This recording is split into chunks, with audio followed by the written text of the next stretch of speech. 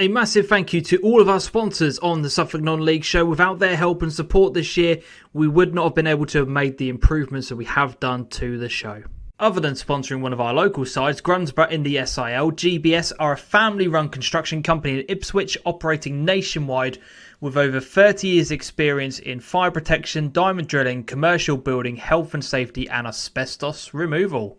Starling & Lock, a self-employed electrician since 1989 offering domestic work and certificates for people buying and selling houses, an NIC EIC member based in the Stowmarket, Suffolk area. All of the branding that you see on the Suffolk Non-League show comes from these guys at Matchday Marketing. They are a sports marketing and branding company helping enhance the image and profile of grassroots football and non-league clubs at a very low cost, utilising over 20 plus years in the game. All of the merchandise that is available with the Suffolk Non-League show has come from these guys at Your Shirts. They offer eye-catching, professional-looking garments for your business, team, club or organisation.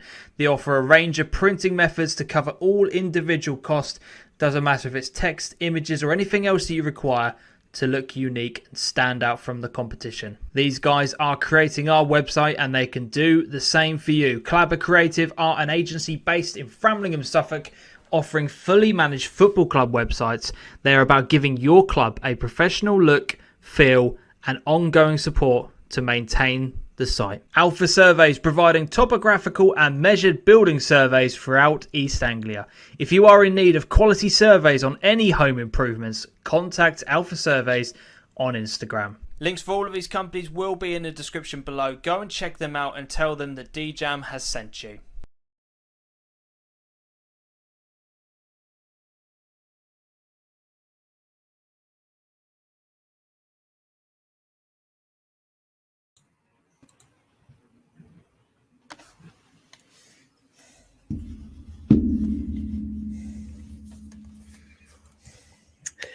Good evening, everybody. Welcome along to another edition of the Suffolk Non-League show. It is Monday night and we are live once again. A little bit different to normal. We are only live across YouTube and Twitch due to the social media boycott this weekend, which is taking place. And myself and Adam have opted into that. So it's going to be a very, very different feel tonight. There are going to be a few subjects which we'll cover in tonight that we wouldn't normally do, but we're going to go through them in a bit of detail with you. But I hope everybody who is here is doing fantastically well. Yeah, it's really, really good to be here. Adam, how has your weekend been? It's been an extended bank holiday. Have you enjoyed it? Yeah, I've spent most of it outside in the cold, but enjoying it. Last 2 days I've been in various parks across Suffolk. Yes. With the little one. So yeah, all good. Making the most of the ability to actually meet up with people, I think. So yeah, all good. Good man. Good man. Good to see loads of you are already piling into the stream, which is good, which is very pleasing to see, actually, considering, as I said, we're only here on YouTube and Twitch tonight. We have done no advertising whatsoever. So thank you so much if you are one of those people that has tuned in this evening.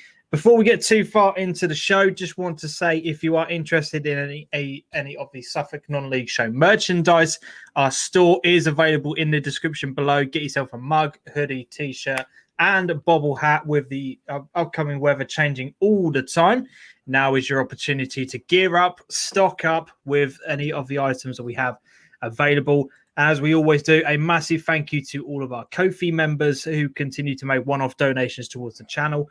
And delighted to be able to announce we have a new Patreon member, which is fantastic. I haven't been able to announce this over on Twitter. The person does not want to be identified. However, they said you could put me down as Don. So we're going to be referring to this person as Don. I really appreciate your support. You know who you are. A massive, massive thank you to yourself.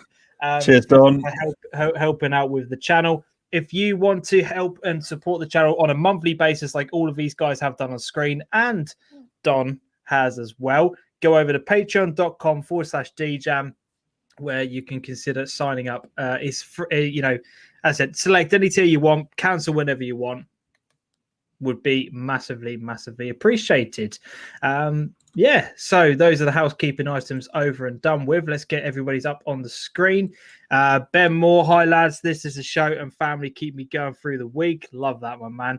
I've had some shite weeks, but I'm getting better thanks to you boys. No worries. I'm glad that we could help as well. We're glad we could help. Slim is in the building. Good evening, mate. Hope you're doing well. Kimberly's here. Good evening. Good evening, Kimberly. How are you? Bert is back. Good. Hi, gentlemen. Big up Suffolk, our Twitch crew. Love that. Love that, my man. Hope you're doing well. Big up Suffolk. Evening, gents. Tonight we have a Stanton one for you, plus 2 more of the guest choice. If you want to have a kit made, put your club down in the comment section right now, and we'll get matchday marketing on it. You might have to be a bit quick tonight, Stu, because we've got a few items to go through, but the show might be a little bit shorter and condensed as normal. So yeah, if you want to get your kit, if you want to get your club with a custom kit, make sure you put your teams in the comment section below. First 2 clubs get it. Exactly it. But can I ask a non-league question? I'm a Spurs fan. Who would you employ as a next manager out of the following? Rodgers, Potter, or Rangnick? Rodgers for me. Yeah, Brendan Rodgers. Yeah, 100% Rodgers for me. Yeah, Brendan Rodgers. If you can get him, you need to make it happen. Yeah. Definitely. Ryan Gardner, evening, gents. Hope you're all right. As Ben says, get subscribed on YouTube if you haven't already done so, to see James start on an Only Kits account. I can't imagine you doing kit reviews, but there's a future to it. I can do it.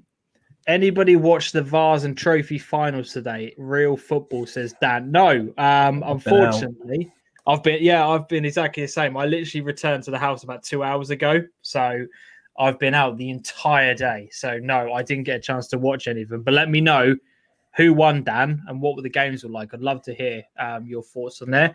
We've already got our first football team in the comments. Ben has asked for a Stoke Falcons custom kit.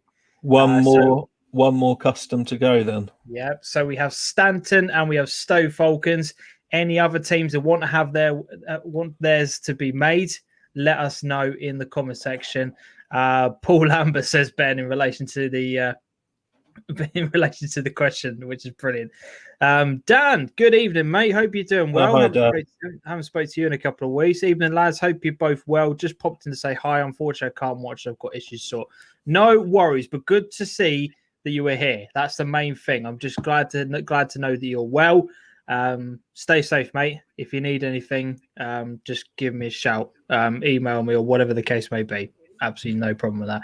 There we go. We have our final one, ransoms from Slim. So we've got Ransom Sports, Stoke Falcons, and we also have Stanton. So Stu, get on it. Absolutely love that. Brilliant. Well done, Slim, and well done to Ben for his suggestion for Stoke Falcons. Right, shall we dive into tonight's show? Actually, one more shout out I have to do before I do that. I nearly forgot. Trevor would have killed me. Trevor Fishlock messaged me during the week.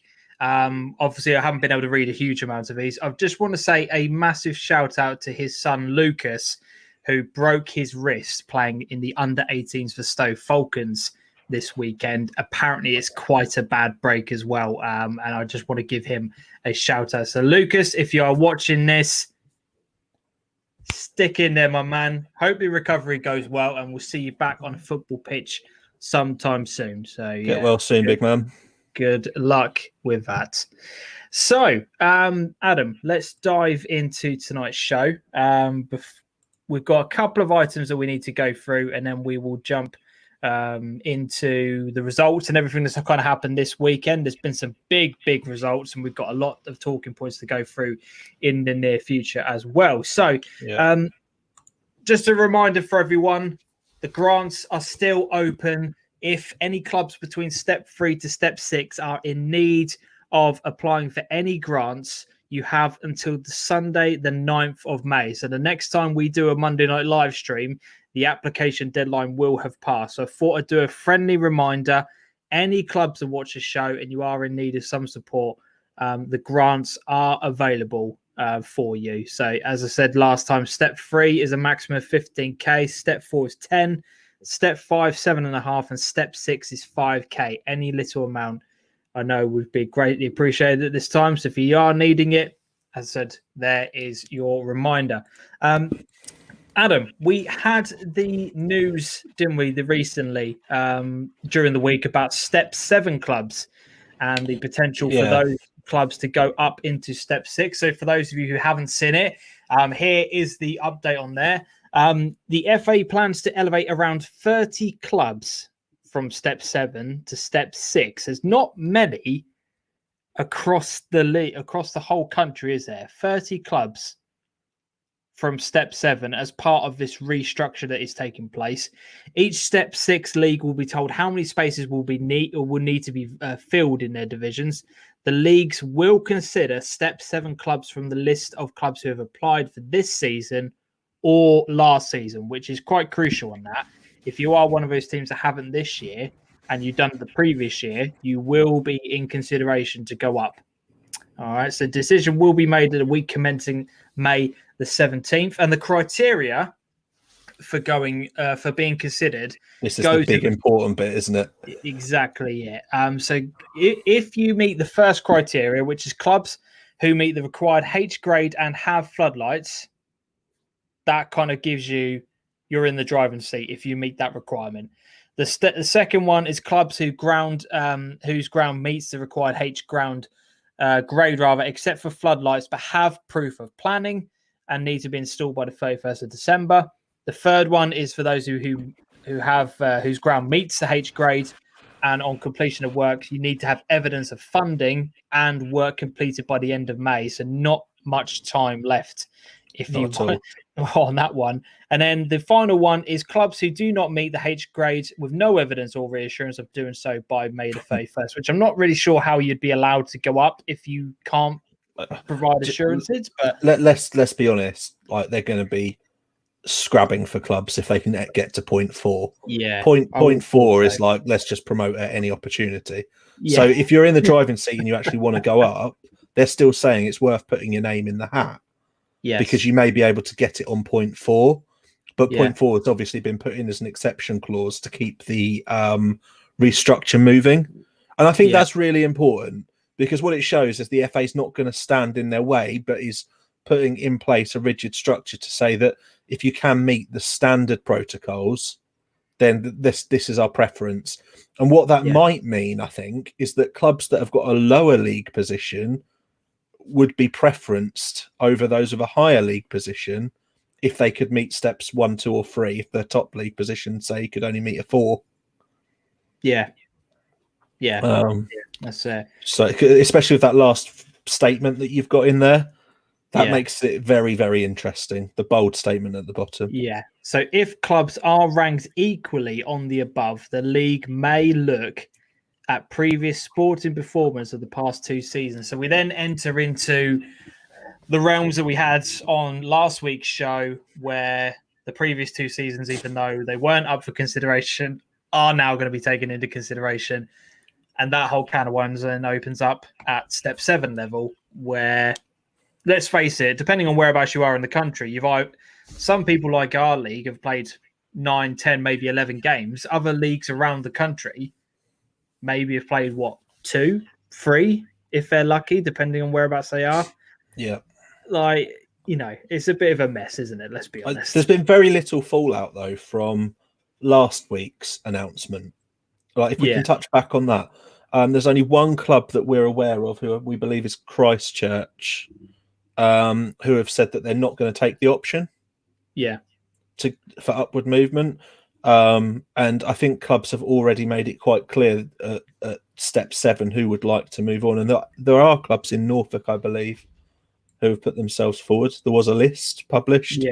There's definitely one club in Norfolk. So we could see someone fairly local to us grace the furlough none, which would be nice. There's also been talk of a reshuffle of a bit of sideways movement as well. And I know he doesn't really get a shout out on here, but Squeeze, who runs his account, has actually mapped and worked out approximately who could be sideways moved. And clubs would include people like God Manchester Rovers, And those have been mainstays of the furlough non-prem for a while, and they've performed well. So there is the potential there that the furlough non might look quite different next year, and we all already know that Clacton had already applied for and had approval for sideways movement, and were already on their way out. So whilst we're talking about the numbers in the division potentially swelling, I don't actually see that as being a problem in the furlough non-prem now. When I'm starting to think of sideways movement and the fact there's no relegations, I think it will actually even out quite nicely, if not go potentially the other way if some of the other teams want to move into a more Midlands, Cambridge, Fens type area. It will all come down to the geography of it and what they see as being offering good value for clubs and where their players will travel to. So it's quite interesting. I believe Neil Sharp, actually from Stowmarket chairman, he actually put that the geography of moving up may mean that they have to look at what players are prepared to do again in terms of travel. I believe he actually put that in the paper. And it obviously changes commitments. And in the advent of COVID, we've all actually said and we've all witnessed the fact that players like being closer to home. So it could change things again. Hashtag they've applied. Good point, Ben. Very good point. We've had Dan's comment on here. Harleston, Mumford, UEA, Caister, Dunningsdale and Helsden Rovers, Sudbury Sports have also applied for promotion from Step 7. Caister are the only ones without lights. So we're well represented locally. Apart from Suffolk, which we've got so many good SIL clubs. It's a shame. It really. I'm not going to keep touching on it. It's a shame that we've got so many good clubs without the potential in the facilities or the budgets and everything else. I think we've spoken to people before, and I can't remember exactly who it is, but the financial leap to take that next step has to be big. Quite a jump. It's quite a jump, isn't it? Yeah. It might have been Tony from Henley that we spoke to about that. It was quite a few months ago. It was during all of this rubbish that we had at the beginning of the season. But yes, it's definitely that debate opened up on Twitter again during the week before the social media boycott, and I know there was a lot of back and forth between loads of different people about the reasons why. But it does appear to be, as we can see from this list, you've got Norfolk and you've got Essex both wanting to make those upwards movements, but for some reason the Suffolk sides can't or won't. Again, it's a debate. It's a debate we've had quite a few times on this show, but it does seem to be, it's reappearing, and this just confirms that. We're not in a good place though to discuss how that can change going forward, because money is so tight across clubs that actually have had some backing. For those that didn't even have that on the cards to then be thinking about it, it's a conversation that's maybe a few seasons away if they do want to do it and want to go a bit further. I see it as being one of the biggest shames that ground grading and stuff gets in the way of the natural competitive pyramid, but that's the way it goes. That's it. Leah's put Harleston in brackets ground approved on there. Harleston's Lee, I believe, was the one that went through all of the kerfuffle a season or so ago. They couldn't quite get it done on time, but they had all of the stuff being done. Yeah. They missed a deadline with the council, I think it was by a week or something like that, and then that meant they couldn't go through. Dan's comment: God, Manchester, Ely, March expected to move sideways to a United Counties League. Now, Ely, conversation to have there. Ely were actually looking competitive last year. Ely looks very good, very impressive after the previous season struggling.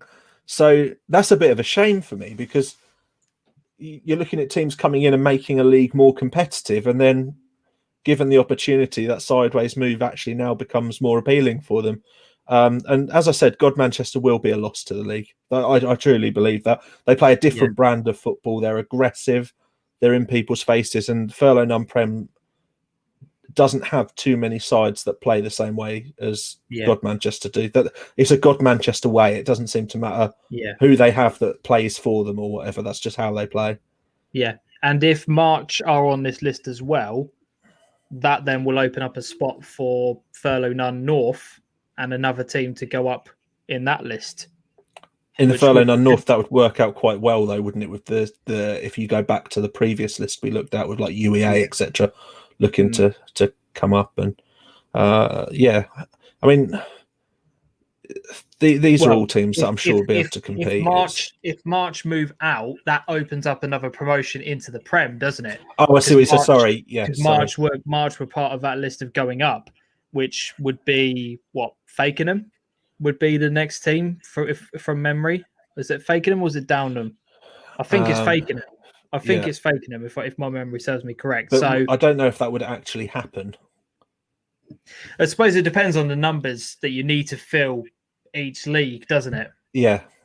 That's going to be the big thing that unfortunately we're not privy to that information. This is the thing, and I don't know if anyone else understands this at this point, is are there going to be a standardized number of teams they need to get into each league?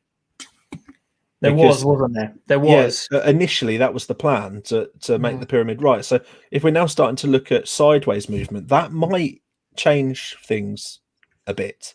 Yes. Yeah, definitely. A few more comments on this because we've had people pouring in on here. Slim, Leyton St Margaret's are close. They just need to get a good side together. Yeah, all the stuff off the pitch for Leyton St Margaret's is there. They can easily put a turnstile in. They've got the floodlights. They've got all the boardings around the ground. They've got everything set up in place. They just need to get a turnstile of some description, and they could quite easily make a push for it. But there's a comment there though. In terms of the league position, they're right down the bottom, aren't they? So, get a good side together. They've got a chance to rebuild and go again anyway. I believe the manager's just moved on and they're actually advertising for that position. I don't believe it's been filled. No, again, this is really hard to track with what's happened over the last few days. Yeah. But someone, a new person in at that level will bring their own people. Like, there's no hiding from that. SIL managers, if you come in, you tend to bring new players in with you, and this is it. So Ben's comment on here. I feel Cops could move up and do very well at a higher level. Ely will move across to the UCL and do very well. Slim has put a lot of clubs are council owned or parish council, which is again another very, very good point. Pitches, not clubs on here.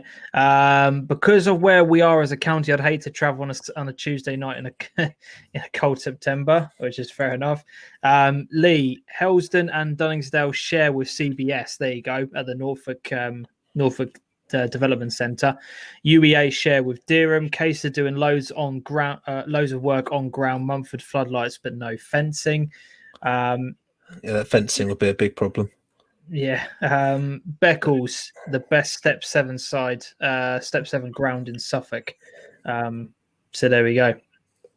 So a lot of comments in on that one, but yeah, it will be very interesting to see what clubs in particular from either Norfolk or Essex, from our part, that were on that list just a moment ago, actually get the permission to go up and which divisions they will be.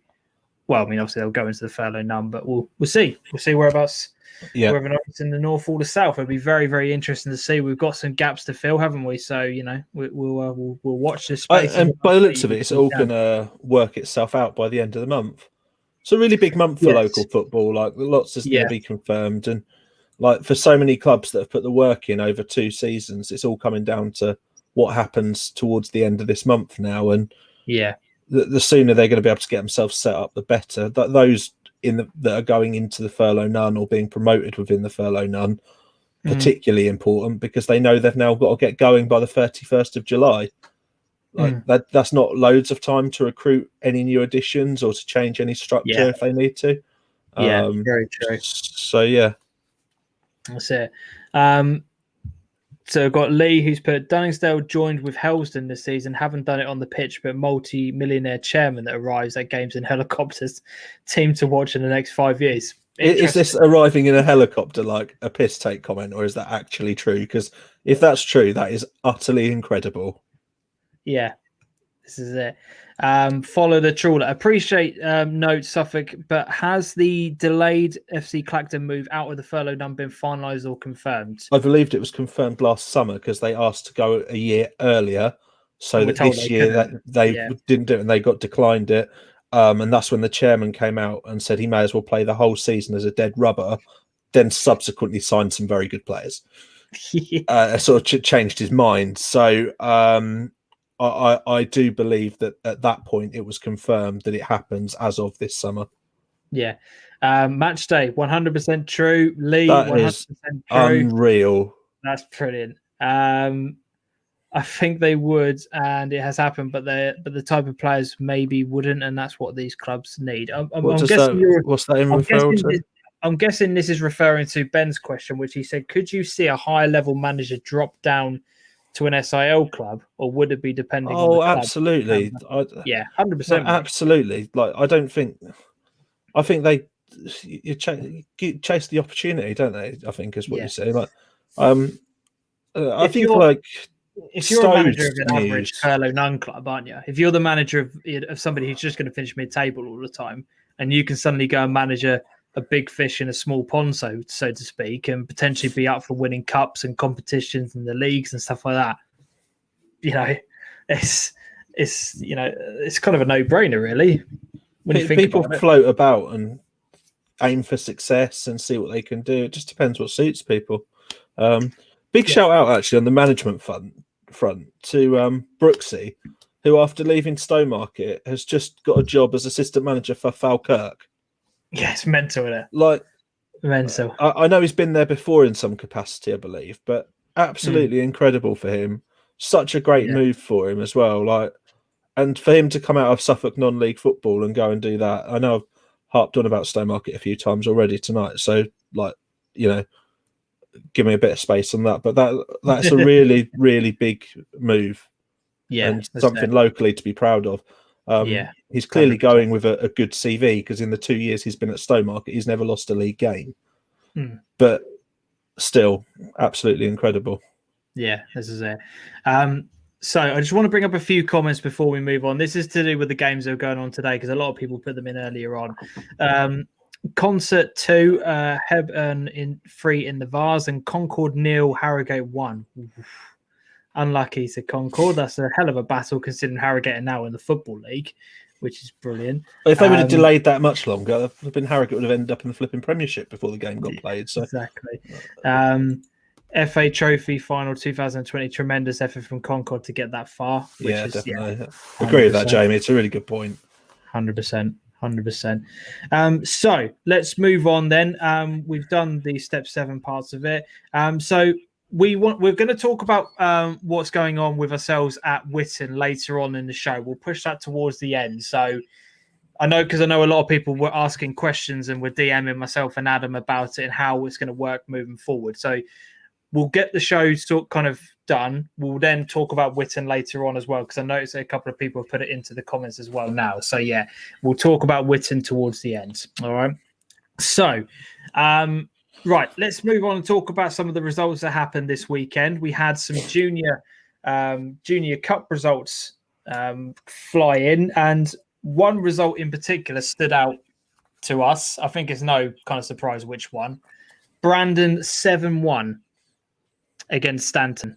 Now, we had a comment, didn't we, during the week, which somebody messaged and said our lack of knowledge on clubs outside of the SIL was astonishing, which, to be fair, we've only been covering non-league football at this level for 9 months as a show. And yeah, I mean, maybe we don't know a huge amount about the other clubs, but Brandon have definitely proved that they are up for the fight in this competition. What a result. That's a hell of a win, isn't it? I'm blown away by it. You do not get many 7-1s at this stage in a cup game. Yeah. Like, let's put that out there. 3 rounds into a cup competition and a team is blown away 7-1. And this is a Stanton team that were running quite well. So I think it's a mark of strength from Brandon. I'd like to know how Stanton played. They're clearly going to be disappointed, but you see nothing, do you, when things have happened as they have? And we'll discuss the social media blackout after all this is done. But yes, because that impacts on these conversations. But good grief. Yeah. Bit of a knock. Like, I feel a bit sorry for Stanton. Like this, I know that's not a thing to do, and I'm sure Ferg would probably say, don't feel sorry for a team or whatever. It's how you play on the day and everything else. He's an honest guy, but when you've only been back playing for a couple of weeks and you enter a competitive fixture and you get hit for 7, it's horrible. But Brandon Town, that's one heck of a result. Yeah, definitely. It's a statement of intent, I think, is a phrase you would Yeah. often coin, James. Exactly. And there's Ben comments. Sporting or Brandon to win it for me. Stowe are also looking very strong. But some of the other results, we had Saxmundham beating Needham Market A 3-0. Thurston go out to Mutford and Renfrew 3-0. Sporting won 4-0 away at Lakenheath Casuals. The matchday experience from the weekend was Kesgrove versus Stoke Falcon. Highlights of that are up on the channel if you want to go and watch that after tonight's show. Falcons won 2-1. It was a very, very good game. Kesgrove, I was very impressed with them. Yeah. Very impressed. They are a very good technical passing team. They need a little bit more going forward. But I think from what they're talking about in their plans during the summer, then that's what they're going to be trying to aim for and improve. And if they can get a few more pieces into the jigsaw, they will be a very good team in Div 1 next year. If no one's watched the highlights from that, it's quite an interesting game because all you see is attack constantly, one end to the other. Yeah. So it's an interesting game of football. It's certainly not a game of lots of pretty passing, but it's a real direct, pacey attacking game, which I was impressed at. A lot of set pieces in the first half as well. Yes, yeah. The first half in particular, I do agree with that. Spexel lost to Curtin Athletic 3-1. I expected that.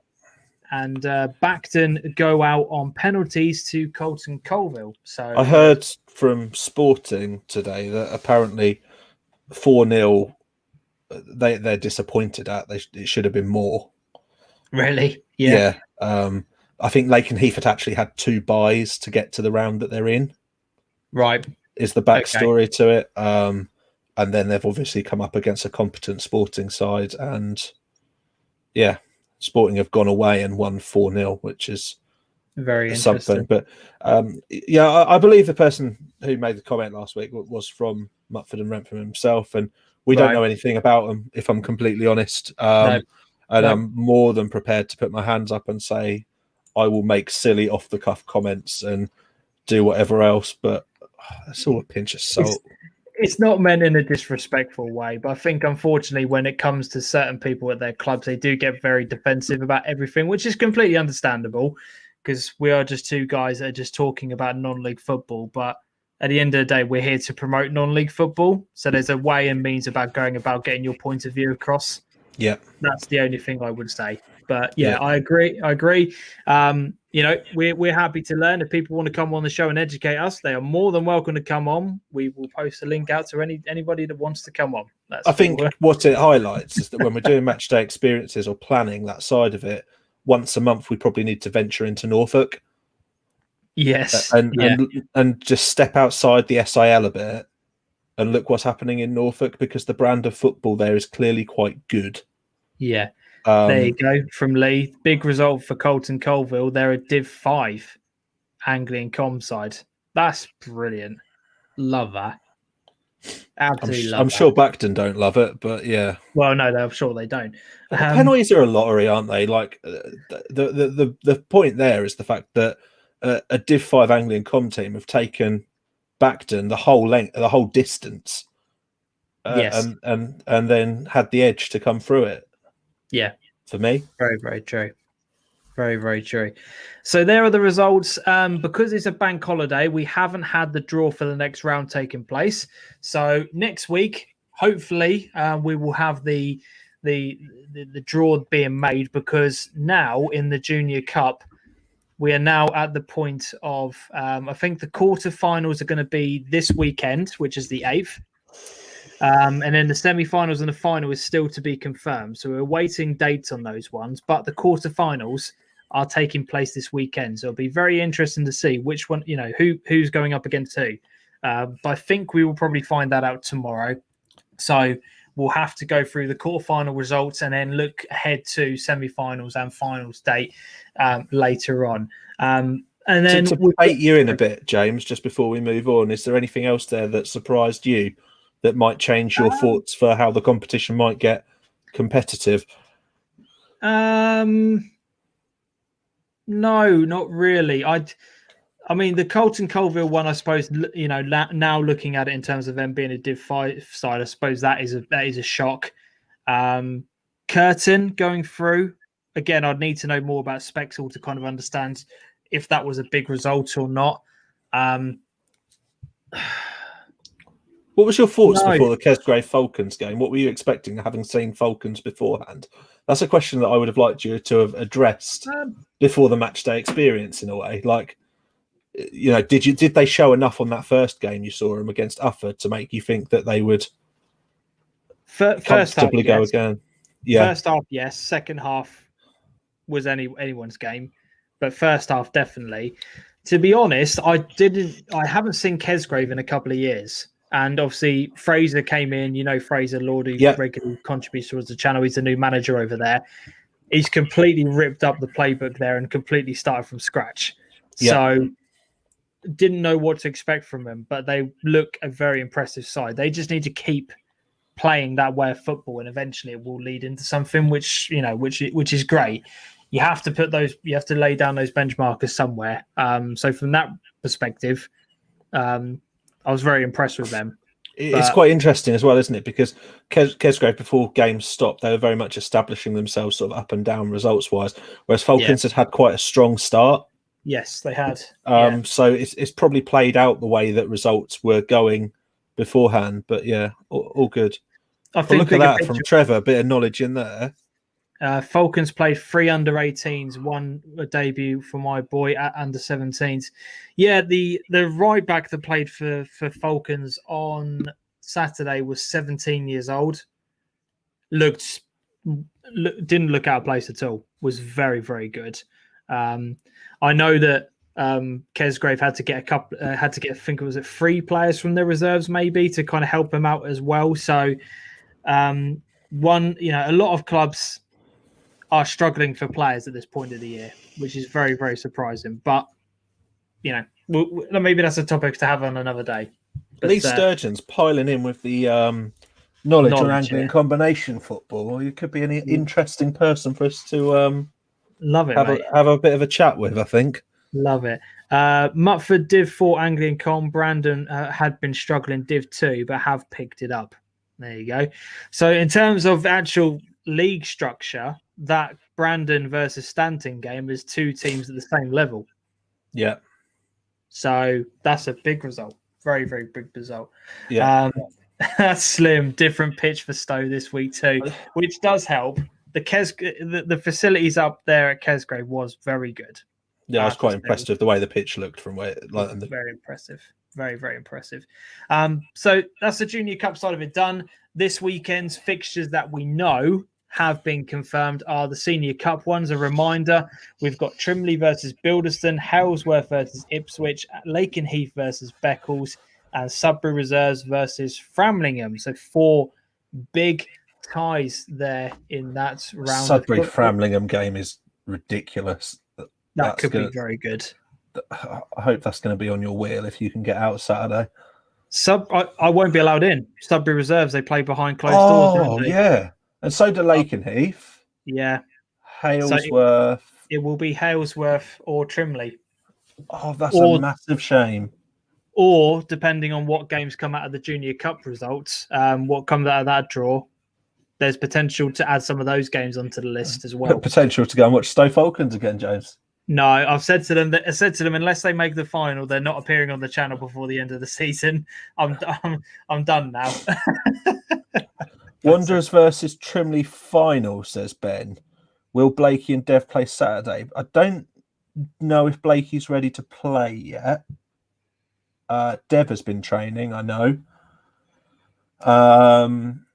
Will they play against Halesworth? I mean, Ipswich Wanderers are going to want, you know how hungry Steve is. I don't know if he's in the chat tonight or if everyone's turned off a bit, but goodness me, Dan's putting their time to venture to Halesworth. I think that could be very interesting. You've got a team that are fired up because of what's happened with the league situation. Yes. With an opportunity to win some silverware with a good team. We talk about well, this is the thing. We talk about Dev and we talk about Blakey. You don't talk about the other players in that team that are superb as well. I think Brandy in goal as well. Like they've got a lot of players that are more than capable. And yeah, you'd expect them to do well this weekend. Halesworth will be playing it like a cup final. There's no disrespect on Halesworth here at all. You know they're going to go hard for that. Yeah. James has got a season ticket for Falcons. I think he's got a seat ready at the bar for when that reopens to go and sit inside of his name on the back of it, mate. Oh, yeah. Lovely. Half of Sudbury reserves a cup top. What? Played for the first team in cup competitions. That's an interesting point. No. Yeah. So who does that? What's their? Has they got a dev team that they can use then? Yeah, potentially. God dear me, that's everyone going to Halesworth. There's Halesworth and Trimley, or depending, as I said, what comes out of the Junior Cup fixtures. If there's a good tie between that will go on the wheel. But I've got to be honest. I know you do a wheel, but it feels like you'd be silly not to cover Halesworth Wanderers at this point. For me, in my head, it's Trimley or it's the Halesworth game, if I'm being completely honest, because this is the furthest the Bilderson have ever got in the competition. Trimley are a brilliant side who have been begging me to come for ages. But that Halesworth-Ipswich game does look very tempting. It does look very tempting. Yeah, I don't know. I'll have a think during the week. I'll have a think. I'm not sure if a wheel's suitable for this week if I'm going to add my... 2 pence in. 2 cents to it. Haven't they got Tion Leggett at Wanderers? He's a very good player. Yep. Yes. Yeah, they do. He would it up every time I saw him last season. Like he looked like he was adding. I don't know how to say it, but he looked like he was adding just that bit more, if that makes sense. Yeah. Like that was my real assessment of him. Without Tion Leggett, they wouldn't have been playing the same brand of football. Yes. He was a real driving force in the left-hand side of the pitch and developing the attacks. Yes. But Blakey plays in a very specific way. He likes the ball in from behind, and Tion helps with that a lot. Yeah. Yeah, so, very, very true. Very true. Right, let's do the Super Six, and then we will move on to our news. I know we've absolutely flown through this evening. So do we want to start off, Adam, by talking about the monthly competition, because we are going to be doing one for May. We'll have next week's lined up, which is already sorted out. So that's week 2's done. Then we will have a bunch of games available for you for the Monday because of the various cup competitions that are still going on. But after that week, we'll have a bit of a sit down and a chat to see how we can get week 3 and week 4 kind of finish, because that will be. We'll see how we can kind of do it, but we will be completing a May competition. Right. So to start go on, with, Adam. Over to you. Next week, we're going to do a Wheel of Doom. I've Lovely. got a brand new in packet Rustly Winchester City Kappa home shirt thing. Nice. Absolutely lovely. Now, I was going to draw that tonight, but it's really obvious that people aren't here that would normally be here. We haven't marketed the show as we normally would. And yeah, I want people to be in with a shout with that. So come back next week for that. And let's hope that we can make somebody happy and have that to stick in the wardrobe or on their wall or whatever they want to do. We like giving away football shirts here. So that's something we'll do. Making somebody happy on a live show. Good grief. So going from that shirt has originally come from Non-League Football Shop. Yes. It's then gone through a new YouTube channel. Right. Which has been recently set up called Non-League Vlogs. So go and give them a follow. Yeah. And I won it in a competition. And I thought best thing is Non-League Football Shop have stood by our side now for about the last 4 months to give you guys competition prizes, and we are massively appreciative of it. We jumped on board with them as soon as they launched, and they stood by us and said, yeah, it's something they want to go with. And they're happy to go again with us again for May to give another prize out. I think they actually upgraded the prize that they sent out to Ben and ended up sending Ben a shirt as well. Like nice. It wasn't going to be that. Ben. But I think Ben got an upgrade on his prize last month. Let us know, Ben, what you got. Let us know. Let's get this shirt sent out as well, and move things along for everyone. So yeah, massive shout out to Non-League Football Shop. They make a huge difference to us and help making things all that more competitive, and we love that. So still waiting for it. Let us know next week. Send me a confirmation, so it is on the way. Bear with me, Ben, on that one. But yeah, they are working on it, I think. So either way, that will come out. So don't know what the prize is yet for May, but they've agreed to provide one. But this week, the Super Six was absolutely rubbish. Right. We just didn't do very well. Shall I bring the graphic up on the screen, or bring the monthly one up? I mean, we all expected Ipswich to draw 0-0, and they went and won, didn't they? But yeah, new people up there again: Dean Cooper, Mike Oakley. Lovely to see Mike Oakley back amongst the numbers. Like, I think when football stopped, Mike stepped back from it all, but he's back in. Lovely 5 points to get him going.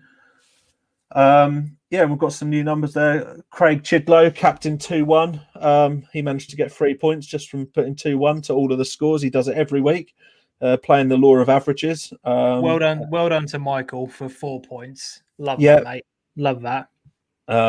So that's how we line up after week 1, but there's not much competition below that, if I'm going to be completely honest. So this is all to play for. Ben's comment: you boys make me happy every week. I love a competition and I fancy another competition win. Well, quite frankly, after the first week's results, mate, anybody's in with a chance. I'll be honest. Even I am, and I don't enter. That shirt will go on a wheel of names, so we'll do it just randomly. We'll do that next week when we've actually been able to advertise the show. So as a result, moving into the overall competition, here are the latest tables. I can see I've moved below my dad once again. Fantastic. He's going to be happy about that. Has there been anybody who's been a big mover in the league table for this particular week, or is Jamie's gone into top 5 now? Right. So the top 5's had a small reshuffle, but they all scored 2s and 1s, to be honest. Ben Froud looks like he's starting to cement that second place.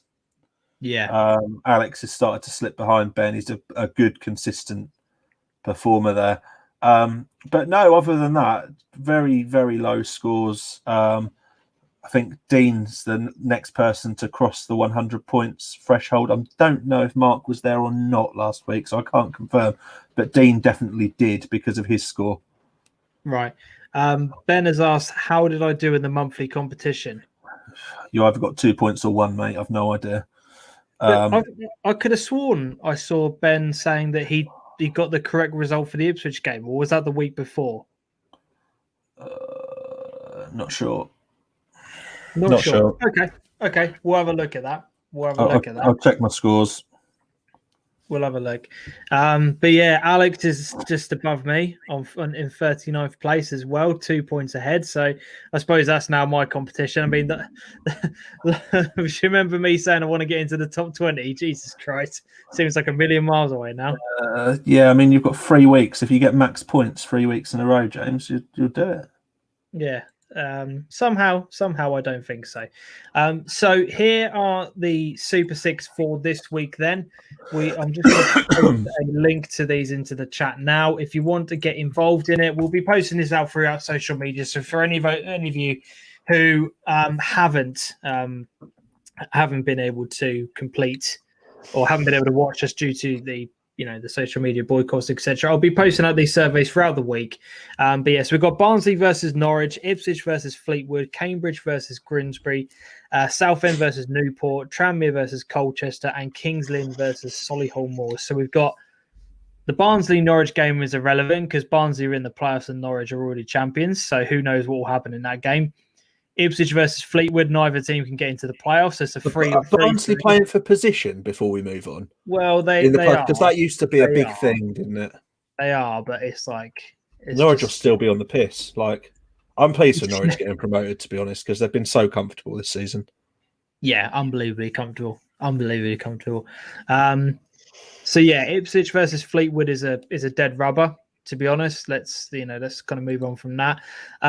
Cambridge only need a point to guarantee themselves promotion, and they are playing already relegated Grimsby. So I expect Cambridge to go out in a blaze of glory and win that game. They're becoming a parody of themselves, though, their results in the last couple of weeks. Yeah. Newport only need a point against already relegated Southend to get into the playoffs, and then they're set and done. This is good knowledge from you, James. This is decent. Tranmere needs, again, a point against Colchester, who are already safe. So maybe Colchester will go for it, throw all caution to the wind and try and play attacking football and thrash Tranmere. I highly doubt it. But is everyone playing tomorrow night, by the way? Sorry? Is everyone playing tomorrow night? What? These teams, you mean? Yeah, I know Town are. No. I'm sure Ipswich are. Yeah, Ipswich might well be, but every team in League Two has played 45 games, so no one is playing catch up. Super. Exactly the same. League One's a little bit different, but Ipswich obviously can't get into the playoffs. But yeah. So, and then obviously the Kings Lynn, the Kings Lynn Solihull Moors one. Let's just see if I can try and get the whole division's dead, isn't it? Basically. Well, I don't really know what Solihull Moors are playing for at the moment. Nothing. They're not even anywhere near the playoffs. So that's a dead rubber as well. Kings Lynn haven't known what they've been playing for weeks. Yeah, who knows? The 1 week I predicted us to draw 0-0, and we actually scored goals, says Ev. We still missed the pen, Ev. So where did we say we was going to finish up at? I remember us saying, not sure, mate. Not sure. Ben has done his. Ryan gone back to the trusty 2-1 to Town. I'm not sure if that's trusty, mate. Ben, I went 2-2 for Norwich, 2-1 Ipswich, 3-1 Cambridge, and Tranmere Solihull Moors as 2-1. There you go. It's getting score predictions in early. The kits are in, lads. The kits are in. We'll reveal those in a few moments. That's absolutely perfect timing. Just want to add that in. We've got Shrewsbury. Done mine, and I will finish above you, James. Love that. Is still struggling with his predictions. He should stick to cooking his full English breakfast, says Jamie. We've got some shade being thrown. Love that from Jamie. Absolutely love that. So, yeah, there are the Super Six. As I said, we will post the link and reminders out throughout the week on our social medias when we are back up and running tomorrow AM. But as I said, the link has been posted into the chat. Make sure you fill yours in. There's only a couple of weeks left of the Super Six, and then we will be thinking about our overall positions of who will win and what prizes we can give out. That'll be very, very interesting. Can't wait for that show. I'm going to go for some football-based prizes I've decided this week, but I think me and James will do some shopping together to pick some nice stuff out. I quite like the stuff the Terrace store offers. Yes. Got the trusty board game approach that we could go for if anyone is interested in that. In terms of that, what's it called? I'm being useless now. Can you remember that game we got from Colin? It's like Football Manager, but a board game. It's really good. Yes. No, I can't remember now. So anyone can go for that, but we'll try and keep it football themed. With 3 tiers of prizes for first, second, and third, and we'll dip in and get that sorted out at the end of the month. I still think top 10 could all shuffle because of the way scores have gone, and the top 3 are not for consistently now for several weeks haven't hit big points. Yeah, there you go. So, yeah, there is the Super Six done and dusted. Let's get the concept kits up on the screen here. Let's get those. I love this point. This is a great part of the show. So let me just share my screen here. Here are the kits done by Matchday Marketing. So first up, we have the kit for Stanton. That looks very, very good. Who's in charge of ordering Stanton's kits? Whoever they are. get in contact with Matchday Marketing because that looks make yourself known. Good grief. That's so nice. That is up there with the Debenham. Yeah, I really like that. The different tones of red in it are very, very nice. Yeah. The collar is really, really good. The sleeves being a completely different color is absolutely spot on. But yeah, those different shades of red, I absolutely love that. That's a great one. I like the fact that the cuffs on the shirt sleeves are different to the collar. Yes. Which you don't see. So yeah. I like that a lot. So very nice. I like that. That's a very, very good design there. Next up, we have Stoke Falcons. Oh, bringing the blue through. Oh, love that. That's really unusual. Like, it takes the standard stripes and throws it up a bit. Because with Falcons, you kind of think of them with a lighter blue, a much lighter blue from when for example, when we were in the academies and in the youth teams or whatever. But that looks really good. That looks it's a bit more classy, isn't it, than that shiny blue that they used to use? Yes. Yeah. Do you know what I mean? That navy's nice. I like the fact that they can stick yellow Macron labels on the sleeves as well to tie that into the core colour of the shirt. Yeah. That actually makes a difference. Very smart. That's very nice. I like that. It's really smart. And then the final one. Oh, these are naughty tonight, Stu. You have outdone yourself, my man. Look at that. It's literally like the grass of Ransoms at the bottom. That is absolutely banging. Fits in perfectly with the lawnmower for the badge. That is something else. That is. I mean,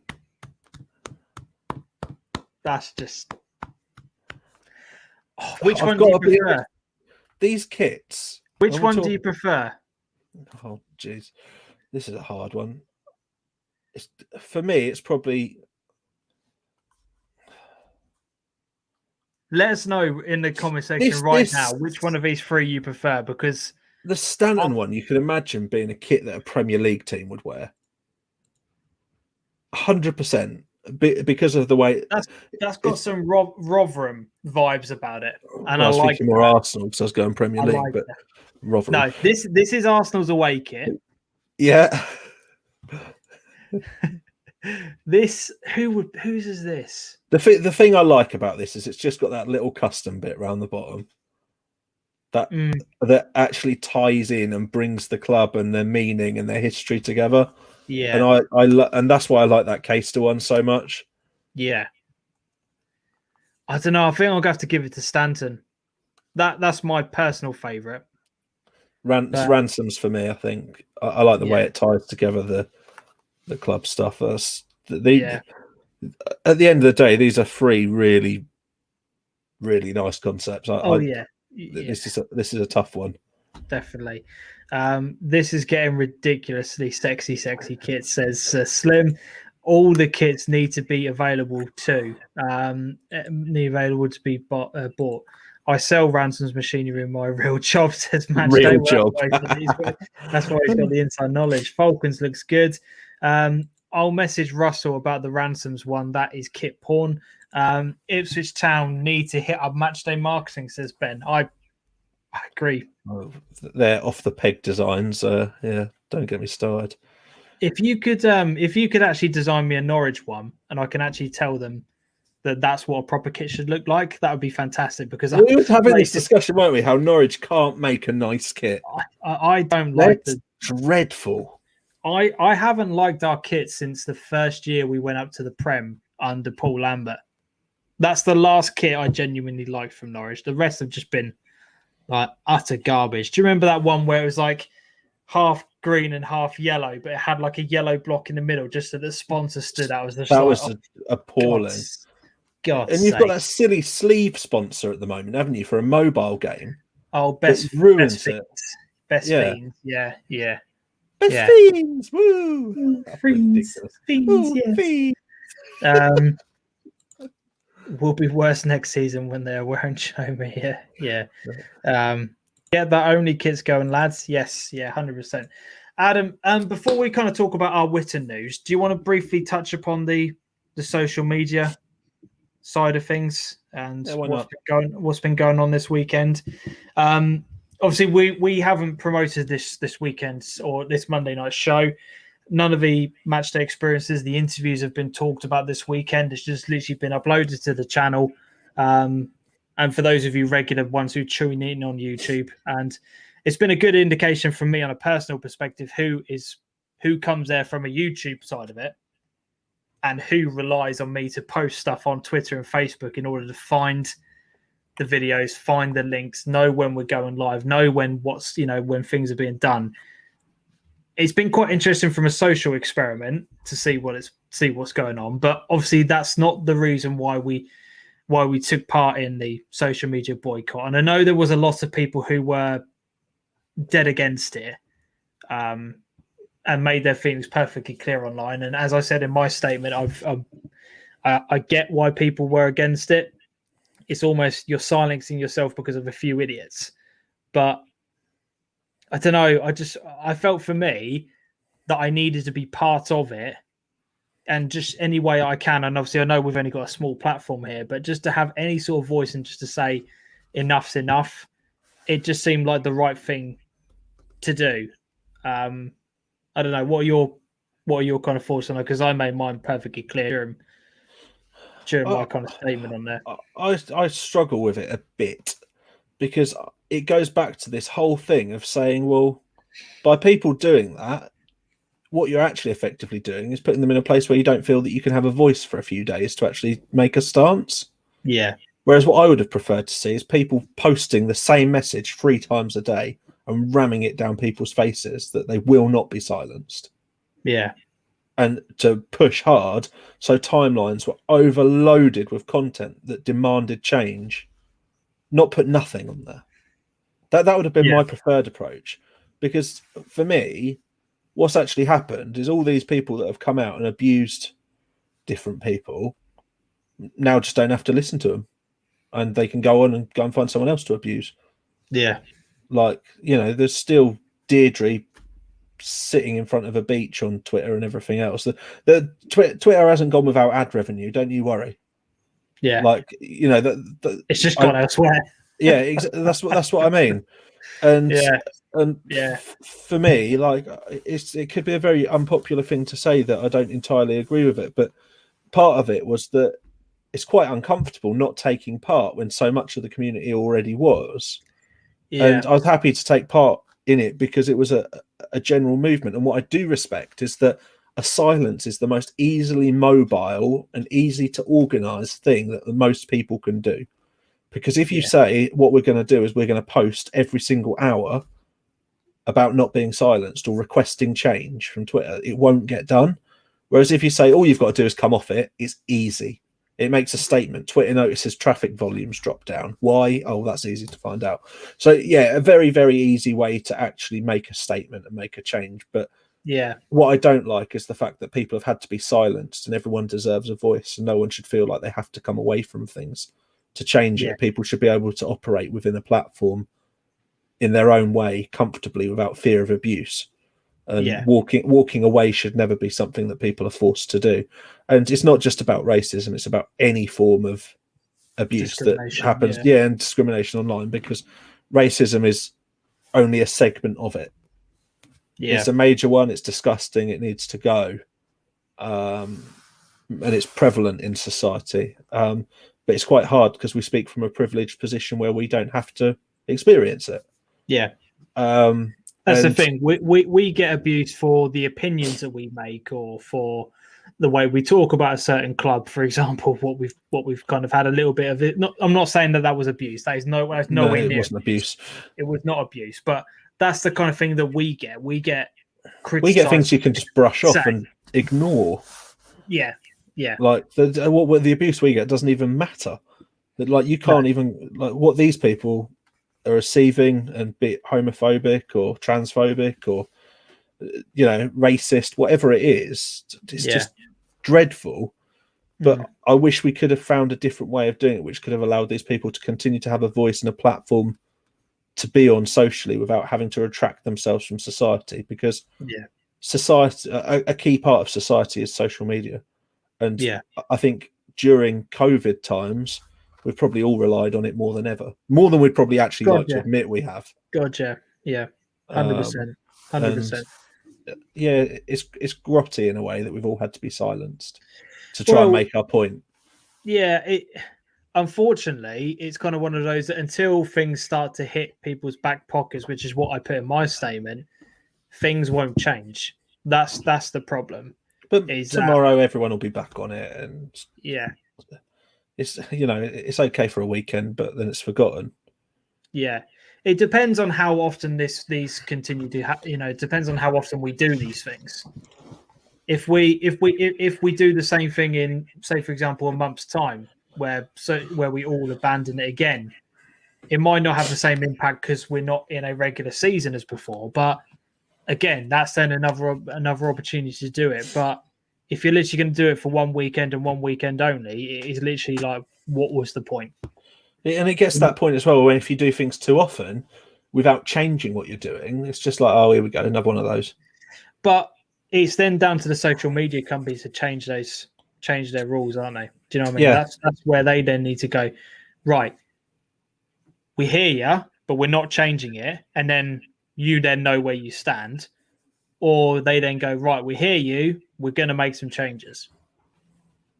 They won't. I don't think they'll do that, though. I don't think they'll do it for a long time. No. I don't think this will be enough, because this has been a sport-directed one based off the continuous racist abuse that has been happening. It's disgusting. Yeah. But more people need to join together and make that a more generalised movement that silences social media. Yeah. Because, like I say, people are... And I completely back people if they don't want to take part in it and do it in a different way, as well as if they do want to take part in it. And I respect all opinions on it. I just think it's quite a hard thing to... For me, I find it quite difficult to... There's no right or wrong, though, is there? Do you know I come from a position where I believe people should always have a voice. Yeah. And that's my working environment. The things I've campaigned for at work and stuff are about having a voice and safe to speak and speak up ability. These are things that I've stood behind and movements that I've helped progress in my working career. So then when I think that, well, the way forward for these people to not get abused is to not talk, it goes against the things that I've... It's almost not talking. It's not. That's maybe not the way that they want things to go. It's almost as if we're not going to give you an opportunity to respond. Yeah, we're not going to give you an opportunity to post those kind of messages. That's how it almost kind of feels from the way I'm looking at it. But it's almost if these people take away the oxygen to the fire, and it's like. But they'll still DM people. They'll still at people on Twitter. Do you know? Yeah, no, agreed. That's the problem. And I'll tell you what, there'll be people that have been away from social media, and the horrible thing is they'll open their DMs up tomorrow morning to some horrific messages, and that's where the floodgates will open. So rules need to be changed. No abuse should be allowed. We're all human. We come in and go out the same way. Everyone has an onion, but also a brain, and sometimes that needs to be engaged before saying stuff. Says Slim. Ben, I get abused, not to the same level about me coaching and trying to get somewhere in the sport that I love. Slim has put, I get it for my weight, but I choose to use social media to show others that you should not let people get to you or bring you down. It's that said, we just kind of wanted to explain our kind of positioning behind that as before we move on. So shall we talk about the Witten news? Let's get that done. Let's get that out of the way. Out of the way. And then we will wrap up tonight's show. So for those of you who haven't seen it, and we literally had a couple of hours before the social media boycott, so we didn't have a huge amount of time to kind of react and talk about this. But for those of you who have seen the news, myself and Adam are now a part of Witten United Football Club in terms of their marketing and social media team, which is fantastic news from a personal perspective. We had a lot of DMs and questions about what it meant in terms of the show, in terms of the channel, what directions we're all kind of moving in, etc., etc. So I just thought we'll use tonight and as the platform that we've got to kind of explain a little bit about the role, what we're going to be doing, and then how it's going to be potentially, or what, answer some of those questions on there. So do you want to kind of kick things off, Adam, in terms of just explaining what it is that what the role is, what kind of things we'll be doing, and just to kind of give people a bit of a broader understanding, because the headline that came out doesn't really explain a huge amount, does it? Yeah, so we've got the opportunity with Witten as a blank canvas, really, to go in and help raise funds through marketing for some much needed improvements and works that the club want to do to bring their future vision to life. It's a really, really exciting time for the club in terms of being able to get back to football and get back to getting things going. But with that comes the fact that a lot of sponsors have just now expired, and there's a lot of stuff that now needs to be looked at. In terms of teams in general, anyone that's involved with one will know that the teams don't tick without an income coming in. So for me and James, it's our prerogative to actually make sure that we build a community. We don't just build income, we build a community. We get people to back the club, and we're offering something back to them as individuals and as organisations, and we're getting more and more people through the gate, building those little groups and huddles and followers, and getting more people in the bar afterwards to enjoy it and talk about it. And Witten goes from being a club to a hub. As such is my vision for it.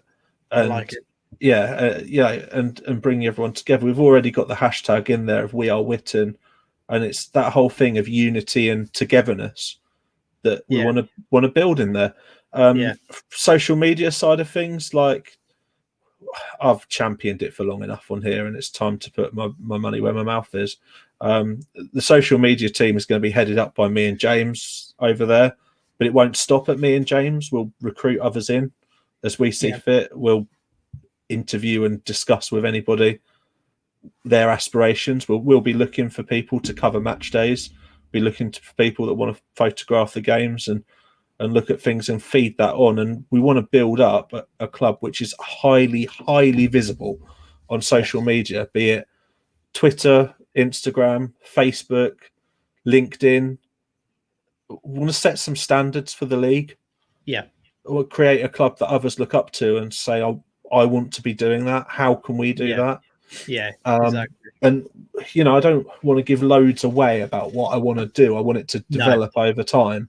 Sure. And that's important for us. It's important for Witten. Like, there are ideas there that I want to develop over time. But at the end of the day, I want to make sure that by the time we get to the end of this season, the community can help take Witten on a journey, and Witten can take the community on the journey of what they do throughout the league and enjoy it. Enjoy it together. And it's a real mutual thing of respect both ways, and getting the values of the club as well as the values of those that want to support the club, and sort of getting everyone a voice within the club. Yeah, exactly. Now, people who know myself and Adam quite well, and people who have talked to us off camera in terms of actually speaking to us, DMs and all these kind of chats, know that we've been wanting to get into football in some capacity for a long, long time. And this is going to be a fantastic opportunity for us to do that in a way that we're comfortable with, in a way that we're looking to grow and develop as well. So we're really excited for it in terms of what it can potentially do. I think it's going to be interesting for us to see how far we can really go with this, and what we can potentially do with it, and whether or not this can be something that goes on to being a full-time role. That is a conversation for a later point and a later date. But in terms of the impact it's going to have on what we do here, just to reassure everybody, the Monday Night Live show is just going to continue as it is. The match day experiences are going to continue as they are, the interviews, etc. None of that is going to be changing whatsoever. There may be the occasional week per month that has to be about Witten because of the fact that we'll want to go there and make sure that the progress that we're doing is there, and we'll spend a whole day at the club rather than arriving half an hour, 45 minutes beforehand and just setting everything up and pressing go, and then away we go. We'll want to have that interaction with the club, so we will want to spend some time down there. But in terms of the actual channel and what will happen with us here, none of that's going to change. None of that will change. We'll still be here. We'll still be covering, football in our area. We'll still be covering football across Suffolk, talking about all of the talking points, because what we've built up here is the reason why we're going into this role. So we're not going to all of a sudden just drop this because we've now got something else to do. It's going to go on. Exactly it. And what we've built up here is something that we're incredibly proud of. We are unbelievably proud of. In the short period of time of what we've done, I think we've done a pretty decent job. Like, we don't get everything perfect all the time, but we're still learning, we're still growing, we're still developing. But yeah, it's an amazing opportunity and one that we're really looking forward to doing. But I just want to kind of put any thoughts that people had about us stopping what we're doing here to bed. It's not going to happen. We'll still continue as we have been. But yeah, it's an unbelievable opportunity for us. And I know Adam, once he gets an idea in his head, it's like a dog with a bone. He will not let it go. So I know that this is going to go well. And I think Adam's already seen a bit of a change in me since we've got this role confirmed. We were discussing things on Saturday night, weren't we? And you just couldn't believe the work that I put in on that night. And this weekend, we've done an absolutely filthy amount of work. Ridiculous. But it's all come at times that still fit around family and everything else. It's been done in the right way. And a lot of this is about changing the mindset of things. It's knowing that you can't go into it just with a haphazard approach. Like, everything's being documented, for example. Yes. So anyone out there looking to make a plan, document everything. Give yourself ideas as to what you want to do, how you can achieve it on timescales. Make all of it meaningful. And we're sort of trying to approach it in this very progressive, steady way that means that we're ticking tasks off constantly. Everything is about task-based success. So if we can achieve different tasks within time limits, we're going to be successful. And the fun is going to come, and the proof of the pudding is going to come when we start reaching out to people, and we know that there's a huge offering we can put together to showcase businesses and to showcase Witten, most importantly.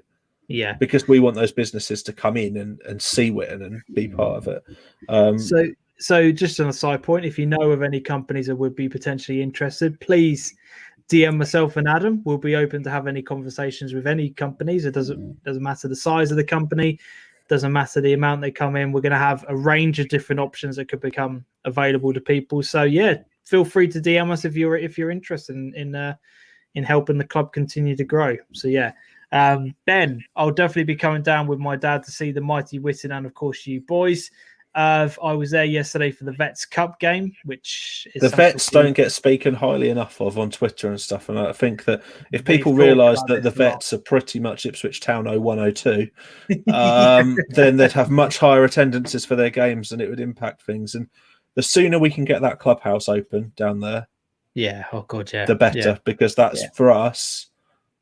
That's where the activity happens. That's where we can start shouting and screaming about what a great bunch of people are on the pitch and are running it from behind the scenes. Because one thing I do want, one thing I want to say with all of this is that there are very few people putting in a huge amount of work at Witten. And until we sat down in that committee meeting, I don't think we realised quite how much heavy lifting they're all doing to keep things ticking over. And they were a lovely bunch. They were so welcoming. Yeah, it was amazing. They were amazing. To be fantastic to have a seat around the table and to discuss things. And they were happy to ask us questions about how we're going to achieve what we're doing. And you. I tried to do my best at presenting, James. Could get a word in edgeways. Yeah, Slim. This is amazing. I've watched James since the start, been involved with you both, and this is only the little of what you both deserve. So really pleased with you. Cheers, mate. Really appreciate that. James, delighted to have you at the club, gents. We're very, very lucky to have you on board. Matchday marketing, blank sheet of paper, possibilities for Witten are endless. Exactly. Matchday marketing are coming along for the ride with us as well. So yeah, their graphics will be at the forefront of the social media publications because, again, something I believe is just building that brand from the start. And I know from what Stuart's done for us, he can do that the most quick and the most efficient process possible. Exactly. Ben, I've been watching from the start and I've been involved from the start in some capacity. To see the work you boys have done is very deserved. The vets are very good and deserve better coverage. Ben, hopefully the reserves will get a mention every now and then. Nudge, nudge, wink, wink. If we didn't include the reserves, we've already agreed this. Actually, this is actually good for you, Ben. So something that we've spoke about is that Witten is a community club, and under that bit of banner of Witten, we want to talk about the whole community and get everything out there and attract everyone to everything that's going on at the club, be it the first, the reserves, the vets, or any of the other various teams that are there. Like, what are the announcements? And reserves football is important, and it will be there. We'll be talking about it, and we'll get fed the news in from the different people at the club, and we'll meet up with different people and arrange Zoom calls with stuff in the near future. Like that's probably on phase 2 of what we need to do, because we need to start setting out some sort of agenda for change in terms of how we're going to run socials and how we're going to get to this point of being the aspirational social model. And the only way we'll get there is by learning from what other people do, because there are some damn good social media models locally over the last year that we've seen. Pull very quickly on a few. So you've got Ipswich Wanderers with what they did with the GIFs. Debenham are pretty good on social media in terms of what they announce and what they include on a regular basis. Stowe are very good at the way they announce their sponsors on socials. Then you've got to look at how teams update and go through things, and you start looking at a few teams that they do. I mean, Norwich United, if anyone follows them, their socials are really good at being quite well encompassing for the first team. Wroxham have done very well in terms of fan engagement on their socials. Yeah. And we have to start thinking about how we can incorporate all of those things into one account. And start building things out, because all of those elements are key to the club. And we're going into with a Twitter account that's already got a good fan base on there. So we're now just grow that. Very true. Ben, I've got images of Adam using a PowerPoint during the committee meeting.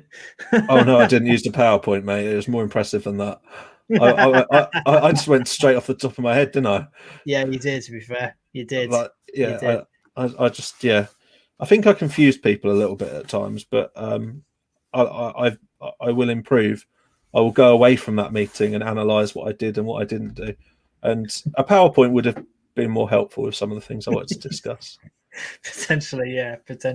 So, yeah, we thought we'd mention that before we bring the show to a close. It's a much shorter episode and live show than we would do normally, but as I said, because of the fact that we haven't been able to promote this through our necessary means of Twitter and Facebook and everything else, I know there wouldn't be as many people here tonight, but I thought we'd get that topic talked about and discussed so that people were aware of what we're going to be doing moving forward. But to everyone who has been here tonight, we really appreciate you all sticking by, spending part of your bank holiday weekend with us, which is amazing. As I said, we will be back next week. For the Suffolk League show will be back next Monday night. We'll have a match day experience for this weekend as well. Plenty of talking points. I'm sure there will be cup draws to go through, results to talk about. Loads of things will be covered on next week's show. We'll be back for a bumper episode. I can promise you that. But yeah, I've enjoyed tonight. It's been shorter, but I've thoroughly enjoyed it. It's been really, really good to chat to everybody who has come along. So if you've enjoyed it, as we always say, give the video a thumbs up. Remember to subscribe if you haven't done so already. Thank you very much for watching. And until next time, we'll see you all later on. Have a good week, everyone. Enjoy yourselves. Take care. Adios.